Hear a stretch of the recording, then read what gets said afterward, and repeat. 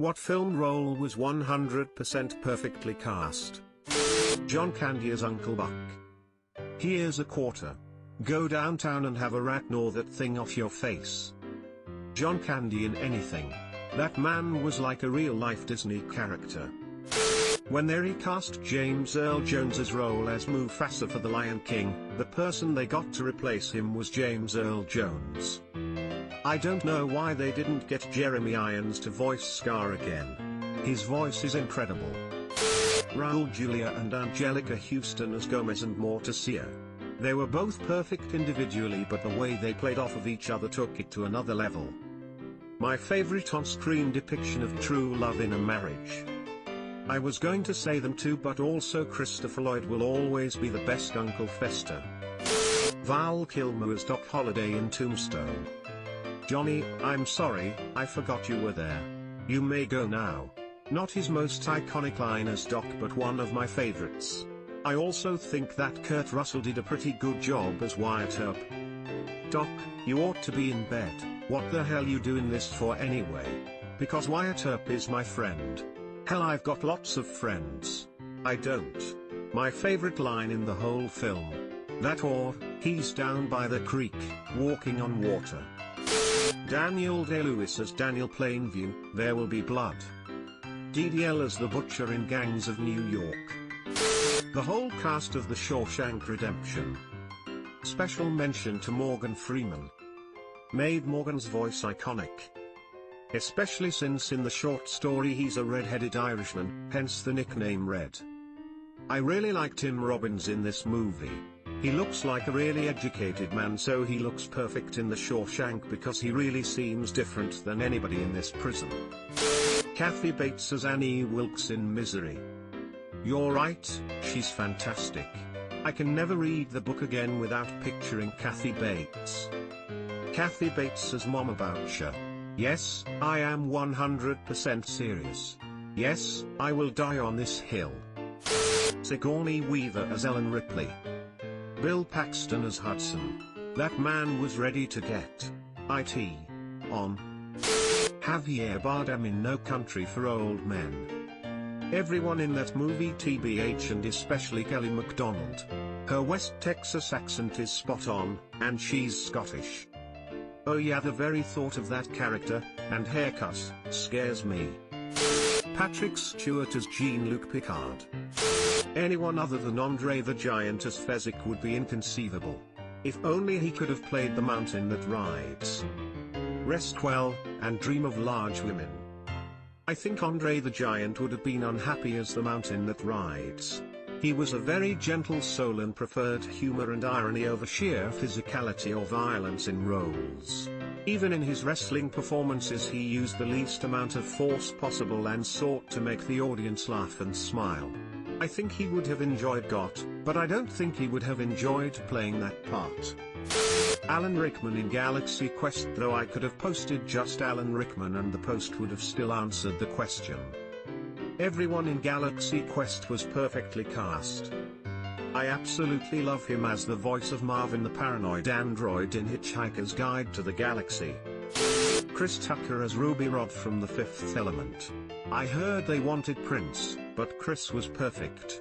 No one was ready for that. A ball of falsetto-voiced frenetic energy in a leopard print body stocking. If only we could all aspire to be remembered for that.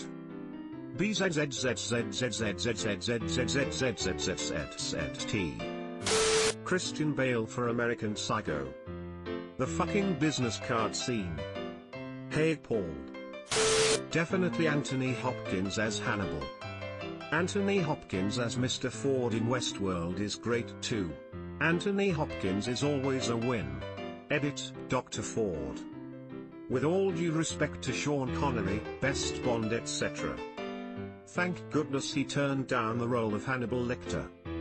From Wikipedia, for the role of Drive.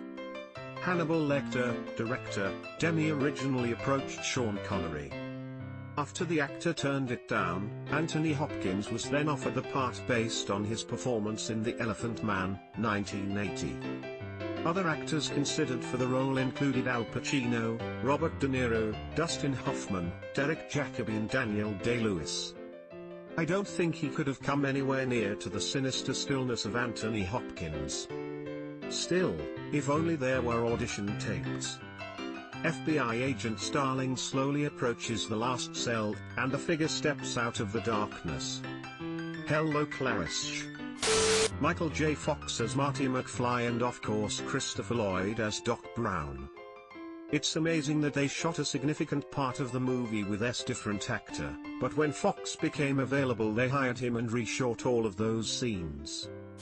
Tim Curry in Clue, Rocky Horror, Muppet Treasure Island, Fern Gully, etc. Don't forget legend. Tim Curry as a giant red satyr was amazing to behold.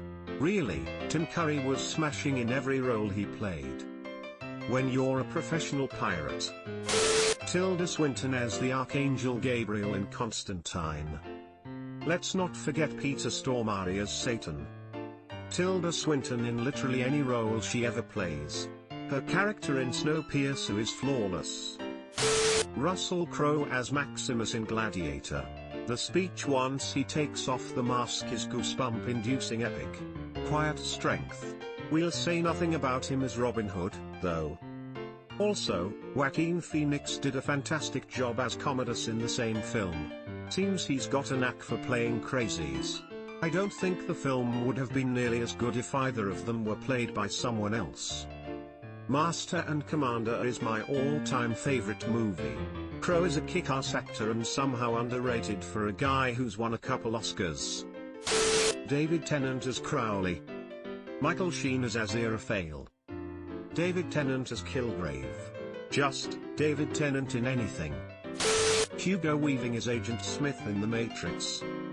Mr. Anderson, I bet everyone read in Agent Smith's voice. Hugo in V for Vendetta 2. Matthew Lillard as Shaggy. He was so good he even took over as Shaggy's voice actor too. I think they got the whole gang pretty spot on, to be fair. But this might be from the bias of an at the time 7-year-old. Patrick Stewart as Professor X. I love the story that when meeting to discuss taking the role of Professor X, Stewart was given an X-Men comic with the Professor on the cover. His response, "Why am I on a comic book?" Sir Patrick Stewart is a goddamned national treasure. Of all nations. Have you seen him do any Shakespeare? His performances are off the charts incredible. He is a man of superlatives. Edit, thanks for the happy cakes. I am overwhelmed by the number of people wishing a happy cake day. Thanks to you all. Alan Rickman as Hans Gruber, Die Hard. Jeff Goldblum as Ian Malcolm in Jurassic Park.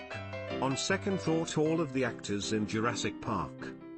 Even Samuel L. Jackson, who is essentially playing a theme park administrator, made that part his own. I'd say Jurassic Park in general is very well casted. I could take or leave the kids.